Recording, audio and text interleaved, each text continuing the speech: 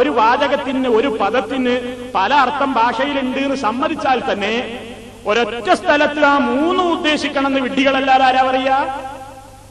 നിങ്ങൾ നോക്കൂ, ഒരൊറ്റ ഉദാഹരണം വിശുദ്ധ ഖുർആനിൽ കാണാം. സൂറത്തുൽ ഗാശിയയിൽ ഫീഹാ ഐനുൻ ജാരിയ, സ്വർഗത്തെക്കുറിച്ചാണ് അവിടെ പറയുന്നത്. ഒരു ഉദാഹരണം മനസ്സിലാക്കി തരികയാണ്. ഫീഹാ, ആ സ്വർഗത്തിലുണ്ട്, ഐനുൻ ജാരിയ, ഒഴുകുന്ന ഐനുണ്ട്. ഐനുൻ എന്നത് അറബി പദമാണ്. ആ അറബി ഭാഷയിലുള്ള ആ പദത്തിന് ഭാഷയിൽ മൂന്നർത്ഥങ്ങളുണ്ട്. ഐന് എന്ന് പറഞ്ഞാൽ മനുഷ്യന്റെ തടി എന്നുള്ളതിന് ഐന് എന്ന് പറയും. അരുവി എന്ന അർത്ഥത്തിലും ഐന് എന്ന് പറയും. നദികൾ, അരുവികൾ എന്ന അർത്ഥമുണ്ട്. അതുപോലെ തന്നെ കണ്ണ് എന്ന അർത്ഥവും ഐനിനുണ്ട്. സാധാരണയായി ഐനിനെ കണ്ണ് എന്ന അർത്ഥത്തിൽ പ്രയോഗിച്ചിട്ടുണ്ട്, നദികൾ എന്ന അർത്ഥത്തിൽ പ്രയോഗിച്ചിട്ടുണ്ട്. അതുപോലെ തന്നെ തടികൾ എന്ന അർത്ഥത്തിലും അതിന് പ്രയോഗം വന്നിട്ടുണ്ട്. ഈ മൂന്നും കൂടെ ഒരേ സ്ഥലത്ത് ഉദ്ദേശിക്കണം എന്ന് പറഞ്ഞാൽ അപകടമല്ലേ? ഫീഹാ ഐനുൻ ജാരിയ എന്ന് പറഞ്ഞാൽ ആ സ്വർഗത്തിൽ ഇങ്ങനെ ഒഴുകി നടക്കുന്ന തടികളുണ്ട് എന്ന് പറയാൻ പറ്റുമോ? ഫീഹാ ഐനുൻ ജാരിയ, ആ സ്വർഗത്തിൽ ഇങ്ങനെ ഒഴുകി നടക്കുന്ന കണ്ണുകളുണ്ട് എന്ന് പറയാൻ പറ്റുമോ? പിന്നെന്താ പറ്റുക? ഫീഹാ ഐനുൻ ജാരിയ, ആ സ്വർഗത്തിൽ ഇങ്ങനെ ഒഴുകുന്ന നദികളുണ്ട്. അപ്പൊ മൂന്നർത്ഥമുണ്ട് എന്ന് വിചാരിച്ചിട്ട് ഒരാൾ ഈ മൂന്നർത്ഥവും ഖുർആനിൽ വെക്കാൻ പറ്റുമോ? പറ്റില്ല. അവിടെ യോജിക്കുന്ന അർത്ഥം ഏതാണെങ്കിൽ അത് മാത്രമേ വെക്കാൻ പറ്റൂ. ഇവിടെ യോജിക്കുന്നത് നദി എന്ന അർത്ഥമാണ്, അരുവി എന്ന അർത്ഥമാണ്. അതുകൊണ്ട് തന്നെ മുസ്ലിമീങ്ങൾ മനസ്സിലാക്കുന്നു, ഫിഹാ ഐനുൻ ജാരിയ, സ്വർഗത്തിൽ ഒഴുകുന്ന നദികളുണ്ട്. വേറെ അർത്ഥം ഭാഷയില്ലേ, എല്ലാം കൂടി ഇവിടെ വെക്കണ്ടേന്ന് പറഞ്ഞാൽ ശരിയാവോ? പല അർത്ഥം ഉണ്ടെങ്കിൽ ഓരോ സന്ദർഭത്തിന് യോജിക്കുന്നത് ഏതാണെങ്കിൽ അത് വെക്കണമെന്നാ ബുദ്ധിയുള്ളവർ മനസ്സിലാക്കേണ്ടത്. അറബി ഭാഷയിൽ മാത്രമല്ല, മലയാളത്തിലുള്ള അങ്ങനത്തെ പ്രയോഗങ്ങൾ. ഉമർ മൗലവി, വന്യനായ ഉമർ മൗലവി, അള്ളാഹു അദ്ദേഹത്തിന്റെ പരലോകം ഖൈറിലാക്കട്ടെ, അദ്ദേഹം പറയാറുള്ളൊരു ഉദാഹരണമുണ്ട്. ജമാഅത്തുകാരോട് ഈ വിഷയം പറഞ്ഞ് മനസ്സിലാക്കി കൊടുത്ത കേരളത്തിലെ ആദ്യ പണ്ഡിതനാണ് ഉമർ മൗലവി.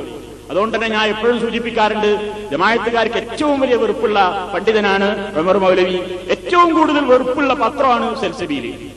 അതിനടുത്ത് ജമാഅത്ത് മുജാഹിദും രണ്ടാണ് കേരള മുസ്ലിമീങ്ങൾക്ക് മനസ്സിലാക്കി കൊടുക്കാൻ വേണ്ടി തന്നെ പ്രത്യേകമായിട്ട് ഇറക്കിയതാ സൽസബീൽ. അതുകൊണ്ട് വലിയ വെറുപ്പാണ്. അത് പോകട്ടെ. ആ ഉമർ മൗലവി വിഷയം പറയുമ്പോൾ ആൾക്കാർക്ക് മനസ്സിലാകാൻ വേണ്ടി പറയാറുണ്ട്, കൂട്ടരെ, ഭാഷയിൽ ഒരു പദത്തിന് പല അർത്ഥം വിചാരിച്ച് എല്ലാം കൂടി ഓരോട് തന്നെ ഉദ്ദേശിക്കണം എന്ന് പറഞ്ഞാൽ പോയത്തല്ലേ അത്, വിഡ്ഢിത്തമല്ലേ അത് എന്ന് പറഞ്ഞുകൊണ്ട് അദ്ദേഹം പറയാറുണ്ട്. ഉദാഹരണമായിട്ട് മലയാളത്തിലുള്ളൊരു പ്രയോഗമാണ് കരി. കരി എന്ന് പറഞ്ഞാൽ പല അർത്ഥമുണ്ട്. രാവിലെ പല്ല് തേക്കാനുള്ള ഉമിക്കരിക്ക് നമ്മൾ കരി എന്ന് പറയും. കൃഷിക്ക് ഉപയോഗിക്കുന്ന ഒരായുധാണ് കൂട്ടാൻ ഉപയോഗിക്കുന്ന കരി. അതുപോലെ തന്നെ ആന എന്നും അർത്ഥമുണ്ട് കരിക്ക്. കരി എന്നുള്ളതിന് മലയാളത്തിൽ ഗജവീരൻ, ആന എന്നും അർത്ഥമുണ്ട്.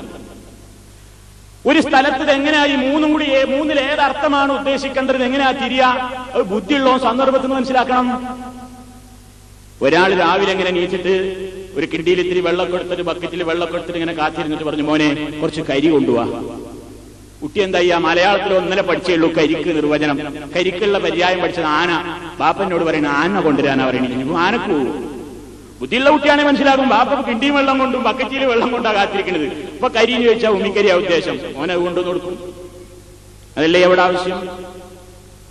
എന്നാൽ അതേ അവസരത്തിൽ ഒരാളിങ്ങനെ ഒരു തോർത്ത് കൊണ്ടൊക്കെ ഇങ്ങനെ മാറ്റിയിട്ട് പിന്നെ വിത്ത് എറിയാനുള്ള കൊട്ടയിൽ ഇങ്ങനെ സൗകര്യങ്ങളൊക്കെ ആയിട്ട് ഒരു കെട്ട് തോലൊക്കെ ആയിട്ട് ഇങ്ങനെ കാളനൊക്കെ ആയിട്ട് ഇങ്ങനെ പുറപ്പെടുന്നെടുക്കുക കൃഷി സ്ഥലത്തേക്ക്. ഇപ്പൊ പറഞ്ഞ് കുഞ്ഞമ്മരെ ആ കരിയിൽ എടുത്തോന്ന് പറഞ്ഞാൽ അപ്പൊ എന്താ അവിടെ ഉമ്മിക്കരി അവിടെ കൊടുക്കുക?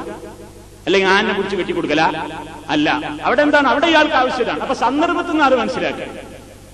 ഒരു അധ്യാപകൻ ഒരു കുട്ടിയോട് വന്നിട്ട് പറയണം, മോനെ ആ പട്ടികൻ എടുത്തുന്ന കുട്ടിയേതാ കൊടുക്കുക? വരിയിൽ പണിയെടുത്ത് ആശാരിന്റെ ഓട് കൊളുത്താൻ വേണ്ടി പട്ടി കടിച്ചിരുന്നു. ആ പട്ടിയെ കഷ്ണം കൊണ്ടുവരാനാ ഉസ്താദ് പറയുന്നത്? അല്ല. ഉസ്താദ് ഇങ്ങനെ വന്നിരുന്നിട്ട് എല്ലാവരോടും സ്റ്റാൻഡപ്പ് പറഞ്ഞിട്ട് ഇങ്ങനെ ഇരുന്നിട്ട് പറഞ്ഞു, ആ പട്ടിക കാണാമല്ലോ, പട്ടിക കൊണ്ടിരുന്നാൽ ബുദ്ധിയുള്ള കുട്ടികൾ മനസ്സിലാക്കുന്നത് ഇപ്പൊ ഹാജർ വിളിക്കാനുള്ള പട്ടികയാണ് ചോദിക്കുന്നത്. പട്ടിക എന്ന് പറഞ്ഞ പല പട്ടികയുണ്ട്. ഹാജർ പട്ടികയുണ്ട്, മരത്തിന്റെ കഴുക്കോലും പട്ടികയൊക്കെ അടിച്ചിട്ട് ഓട് കൊളുത്താനുള്ള പട്ടികയുണ്ട്. അപ്പൊ എന്താണ് ഈ പറയുന്നത്? ഏത് ഭാഷയിലായാലും ഏത് വാക്കിനും പല അർത്ഥങ്ങളുണ്ടാകും. ഈ പല അർത്ഥങ്ങളുള്ള നാനാർത്ഥങ്ങളുള്ള ഒരു പദത്തിന് ഒരൊറ്റ സ്ഥലത്ത് തന്നെ എല്ലാം കൂടി ഉദ്ദേശിക്കണം എന്ന് പറഞ്ഞാൽ എത്രമാത്രം വിഡ്ഢിത്തമാണത്. മൗദൂദ് സാഹിബിനെ പറ്റിയതു അതാണ്. മുപ്പര് പറഞ്ഞ് ഇബാദത്തിന് ഖുർആൻ പറഞ്ഞിടത്തൊക്കെ ഉദാഹരണം ഇയ്യാക നഅ്ബുദു, നിന്നെ മാത്രം ഞങ്ങൾ ഇബാദത്തെടുക്കുന്നു എന്ന് പറഞ്ഞിടത്ത് ആരാധനാന്ന് മാത്രം അർത്ഥം വെക്കുന്ന ആൾക്കാർ ഇസ്ലാമിനെ ചുരുക്കി കളഞ്ഞവരാണ്. ജമാഅത്തേക്ക് വലിയ പരാതിയാണ് ഇപ്പോഴും നമ്മളെ കുറിച്ച്. എന്താ സലഫികൾ എന്ന് പറഞ്ഞാൽ ഇസ്ലാമിനെ, സമഗ്രമായ ഇസ്ലാമിനെ ചുരുക്കിയവരാണ്. കേവലം ഒരു പൂജയിലും പള്ളിയിലും ആരാധനയിലും ചുരുക്കി കെട്ടിക്കൊണ്ട് മതത്തിന്റെ വിശാലമായ ആശയങ്ങളെ കുടുസാക്കിയവരാണ് സലഫികൾ, മുജാഹിദുകൾ. അതുകൊണ്ട് ഞങ്ങളാണ് ഇവിടെ സമഗ്രമായി ഇസ്ലാമിനെ സമ്പൂർണമായി അവതരിപ്പിച്ചുകൊണ്ട് ലോകത്ത് ഇസ്ലാമിന്റെ തനതായ രൂപത്തിൽ പ്രബോധനം നടത്തുന്ന സംഘടന ഞങ്ങളാണ്. അതുകൊണ്ട് മറ്റവരൊക്കെ രാഷ്ട്രീയ ശിർക്ക് ചെയ്തിട്ട് മുശ്രിക്കായി പോയവരും, ഭരണാധികാരികൾക്ക് അനുസരണം ചെയ്തുകൊണ്ട് മുശ്രിക്കായി പോയവരും, തെരഞ്ഞെടുപ്പിൽ സിന്ദാബാദ് വിളിച്ചുകൊണ്ട് മുശ്രിക്കായി പോയവരും, ഗവൺമെന്റിന്റെ പിണിയാളുകളായി മാറിക്കൊണ്ട് മുശ്രിക്കുകളായി പോയവരും ഒക്കെയാണ് എന്നാണ് ജമാഅത്തുകാരുടെ സർവ്വ സാഹിത്യങ്ങളിലും പറഞ്ഞുകൊണ്ടിരിക്കുന്നത്. അവിടെയാണ് അപകടം. മൗദൂദ് സാഹിബ് പറഞ്ഞു, ഇയ്യാക നഅ്ബുദു എന്നുള്ളിടത്ത് ഈ മൂന്ന് ഉദ്ദേശിക്കണം ഒരുപോലെ. ഇയ്യാക നഅ്ബുദു എന്നുള്ളിടത്ത് ഈ മൂന്ന് ഉദ്ദേശിക്കുമെന്ന് അർത്ഥം വെച്ച് നോക്കിയേ. നാദാ, നിന്നെ മാത്രം ഞങ്ങൾ ആരാധിക്കുന്നു, ലോക മുസ്ലിമീങ്ങൾ അംഗീകരിക്കുന്ന അർത്ഥം. രണ്ടാമത്തെ അർത്ഥം മൗദൂദ് സാഹിബിന്റെ വക, നിന്നെ മാത്രം ഞങ്ങൾ അനുസരിക്കുന്നു, നിന്നോട് മാത്രം, നിനക്ക് മാത്രം ഞങ്ങൾ അടിമ വേല ചെയ്യുന്നു. ഇത് മൂന്നും കൂടെ ചെയ്താൽ അള്ളാഹുവിനെ മാത്രം ആരാധിക്കുന്നവൻ മുസ്ലിമായി, അള്ളാഹു അല്ലാത്തവരെ ആരാധിച്ചാൽ മുശ്രിക്കായി പോയി.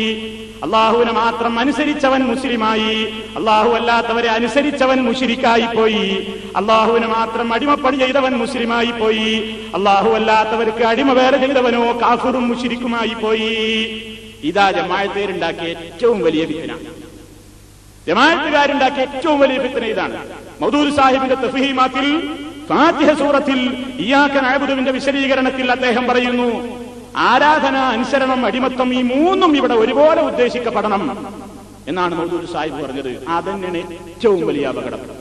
അതാണ് ജമാഅത്തും അല്ലാത്തവരും തമ്മിലുള്ള ഏറ്റവും വലിയ വ്യത്യാസം. അവിടുന്നാണ് ബാക്കിയുള്ള എല്ലാ അഭിപ്രായ വ്യത്യാസങ്ങളും മുളപൊട്ടിയത്. തെരഞ്ഞെടുപ്പ് പങ്കെടുക്കാൻ പറ്റുമോ ഇല്ലേ, ഭരണാധികാരി അനുസരിക്കാൻ പറ്റുമോ ഇല്ലേ, ഗവൺമെന്റ് ഉദ്യോഗം സ്വീകരിക്കാൻ പറ്റുമോ ഇല്ലേ, സ്ഥാനാർത്ഥിക്ക് വേണ്ടി പ്രചരണം നടത്താൻ പാടുണ്ടോ ഇല്ലേ, പിശാചിനെ അനുസരിക്കാൻ പാടുണ്ടോ ഇല്ലേ, അങ്ങനെ അനുസരിച്ചാൽ മുശ്രിക്കായി പോകോ ഇല്ലേ, തുടങ്ങിയുള്ള എല്ലാ ചർച്ചകൾക്കും വന്നത് എവിടുന്നാന്നറിയോ? ഈ ഇയ്യാക നഅ്ബുദുവിന്റെ ഇബാദത്തിന് അർത്ഥം വെച്ചതിലാണ്. ഇതാണ് നിങ്ങൾ ആദ്യമായിട്ട് മനസ്സിലാക്കേണ്ടത്. അപ്പോ ഇനി നമ്മൾ ഓരോ പ്രശ്നത്തിലും ഒന്ന് എടുത്തിട്ട് വിശദമായിട്ടൊന്ന് മനസ്സിലാക്കി നോക്കിയാൽ, അള്ളാഹു ഇബാദത്ത് പ്രയോഗിച്ചിടത്തൊക്കെ ഏതർത്ഥേ പറ്റുള്ളൂ? ആരാധന എന്ന് വെച്ചാലേ ശരിയാവൂ. വേറെ ഏതർത്ഥം വെച്ചാലും അപകടമാണ്. അതുകൊണ്ട് അള്ളാഹു അല്ലാത്തവർക്ക് അനുസരണം ചെയ്താൽ, അള്ളാഹു അല്ലാത്തവർക്ക് അടിമപ്പടി ചെയ്താൽ ഒക്കെ മുശ്രിക്കായി പോയി എന്നാണ് ജമാഅത്തുകാരുടെ ഭാഷ്യം. ഇതാണല്ലോ കെ എം മൗലവിക്ക് ഹാജി സാഹിബ് കണ്ട കുറ്റം. കഴിഞ്ഞ ക്ലാസ്സിൽ ഞാൻ പറഞ്ഞു, ഉമർ മൗലവി ഹാജി സാഹിബിനെ വല്ലാതെ സ്നേഹിച്ചിരുന്ന ആളാണ്. ഹാജി സാഹിബ് നല്ല മനുഷ്യനാന്നൊക്കെ വിചാരിച്ചിട്ട് ഒപ്പം കൂടി കേരളത്തിൽ വന്നപ്പോ സ്വന്തം പള്ളിയിലെ ഹുത്തുബന്നെ ഒഴിഞ്ഞെടുത്ത് സ്വീകരണമൊക്കെ കൊടുത്തു. പക്ഷേ തനിതരം പുറത്തിയാടിയില്ലേ ഹാജി സാഹിബിന്റെ. മൂപ്പര് പറഞ്ഞു, കെ എം മൗലവി ഒന്ന് ഹിദായത്തിലേക്ക് വന്നിരുന്നുവെങ്കിൽ. അപ്പോഴാ ഉമർ മൗലവി ഞെട്ടിയത്, കെ എം മൗലവി ഹിദായത്തിലല്ലാന്നോ?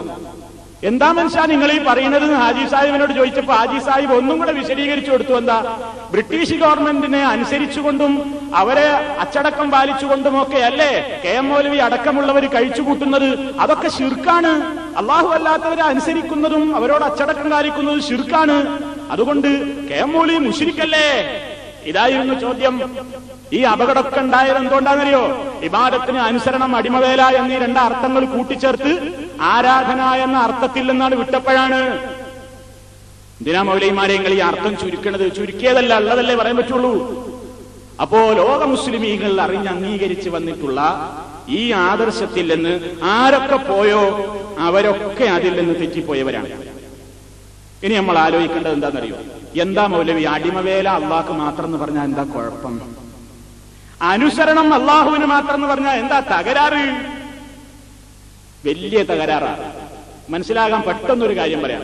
ആരാധന അള്ളാഹു അല്ലാത്തവർക്കായാൽ എന്താ തകരാറ്? മുശ്രിക്കായി പോകും. അതേ തകരാറാണ് അനുസരണം അള്ളാഹു അല്ലാത്തവർക്കായി പോയാൽ മുശ്രിക്കായി പോകും. അടിമവേല അള്ളാഹു അല്ലാത്തവർക്ക് ചെയ്താൽ മുശ്രിക്കായി പോകും. ഇതാണ് ജമാഅത്തെ ഇസ്ലാമി പറഞ്ഞുകൊണ്ടിരിക്കുന്നത്. ഇത് ശരിയാവോ? ആദ്യം പറഞ്ഞത് ശരിയാണ്. ഏത്? ആരാധന അള്ളാഹു അല്ലാത്തവർക്ക് ചെയ്താൽ മുശ്രിക്കാണ്. എന്നാൽ അടിമവേല അള്ളാഹു അല്ലാത്തവർക്ക് ചെയ്താലോ മുശ്രിക്കാകുമോ? ആ അർത്ഥം വെക്കാൻ പറ്റുമോ? പറ്റില്ല. കാരണം നിങ്ങൾ നോക്കൂ, മഹാനായ നബി സല്ലല്ലാഹു അലൈഹി വസല്ലമാണ് ലാ ഇലാഹ ഇല്ലല്ലാഹ് എന്ന കലിമത്ത് തൗഹീദ് മക്ക രാജ്യത്തുള്ള ജനങ്ങൾക്കൊക്കെ പഠിപ്പിച്ചു കൊടുക്കാൻ വേണ്ടി നിയോഗിക്കപ്പെട്ട പുണ്യപുരുഷൻ. ആ റസൂലുള്ള മക്കത്ത് വരുന്ന കാലഘട്ടത്തിൽ ഒരുപാട് അടിമകൾ ഉണ്ടായിരുന്നു. ആ അടിമകൾക്കൊക്കെ യജമാനന്മാരും ഉണ്ടായിരുന്നു. യജമാനന്മാരുടെ കീഴിൽ അടിമവേല നടത്തിയിരുന്ന കുറെ അടിമകൾ നബി സല്ലല്ലാഹു അലൈഹി വസല്ലമിന്റെ കാലഘട്ടത്തിൽ ഉണ്ടായിരുന്നു.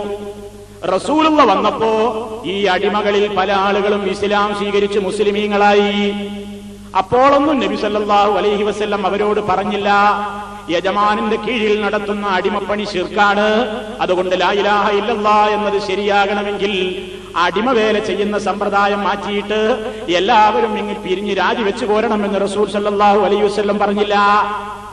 കാരണം യജമാനന്റെ കീഴിൽ അടിമവേല ചെയ്യുന്നത് ശിർക്കല്ല, യജമാനനെ അനുസരിച്ചുകൊണ്ട് ജീവിക്കുന്നത് ശിർക്കല്ല.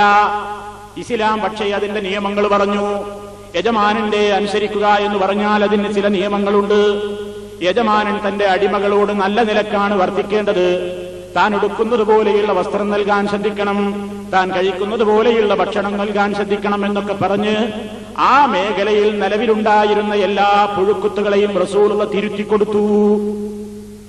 അതുപോലെ തന്നെ അടിമകളോടും ചില നിർദ്ദേശങ്ങൾ പറഞ്ഞു. എന്താ പറഞ്ഞത്? നിങ്ങൾക്ക് 2 പ്രതിഫലമുണ്ട് അടിമകളെ. എന്താണ് ആ 2 പ്രതിഫലമെന്നോ? റസൂലുള്ള പറയുകയാണ്, അയ്യുമാ അബ്ദിൻ അദ്ദാ ഹഖ്ഖല്ലാഹി വഹഖ്ഖ ബവാലിഹി ഫലഹു അജ്റാൻ. ഏതെങ്കിലും ഒരു അടിമ